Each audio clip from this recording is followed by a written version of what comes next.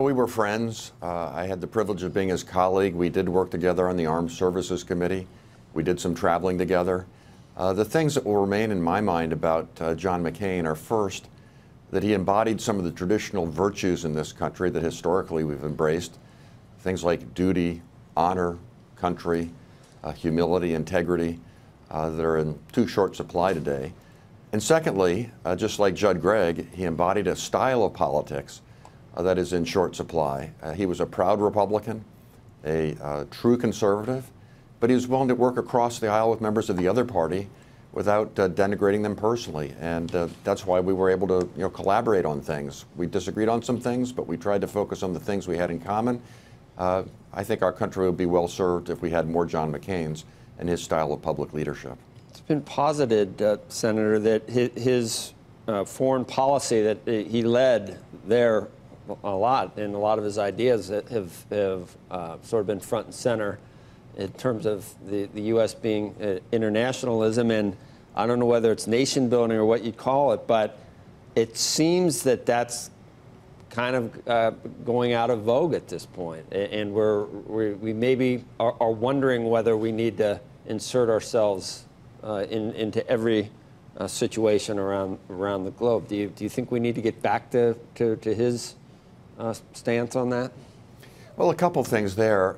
He was not a naive man. He was a realist, and he knew that it was a dangerous world, and we do have adversaries who wish to harm us. And so he knew that our foreign policy had to ultimately be based on a foundation of strength and our ability to project that strength when necessary to protect our interests. So that was why he was always a strong proponent of a vibrant military. And secondly, he knew that the world, as much as we might like it, parts of it aren't going to go away. You can't have mission creep. You can't get involved everywhere. We don't have the economic strength to do that. But where necessary, we have to have allies because they make us stronger, and we do have to engage in some dangerous parts of the world because some of those problems, if left unattended, will only fester and get worse and ultimately be more difficult to deal with when we have no choice. So he was a realist with a foreign policy based on strength, an internationalist, but not in favor of getting involved everywhere. Talk about public service, Senator. I can't imagine how proud you are of your twin boys that on Saturday, one enlisted in, after going to Harvard, both of them, one enlisted in the Marines and the other in the Army. And Susan, your wife, was able to attend this, but missed the graduation because she is faced with the same thing that Senator McCain was faced with, glioblastoma. Can you comment on what you know about dealing with the disease and how things are going, and hopefully prognosis is positive? Well, you're very kind to mention that, Joe, and I'm very proud of my sons and the decision that they have made. I think John McCain would be proud of them, too.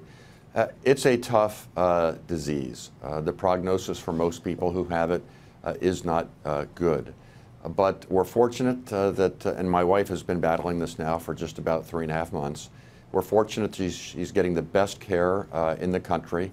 They've got a great team at the Brain Cancer Center at Duke under Dr. Henry Friedman's leadership, and she's been getting immunotherapy, chemotherapy. She just finished 33 days of radiation therapy. But she got off of her sick bed to travel home to Indiana to watch our sons take their oath. And so I guess the best thing I can say, Joe, is it's tough, but there's still hope. And so we're praying, we're focusing on her care, and we're cautiously optimistic. She's getting another MRI on September the 5th, which will be big, and so we're hoping for that. I should also say that Cindy McCain was very kind to reach out to us when she learned about Susan's diagnosis, and we've talked a couple of times. Joe Biden has called repeatedly. As you know, his son tragically died from this illness when he was much too young. So to everyone out there, there's hope, and we're very grateful for your prayers, and Joe, it's very kind of you to mention.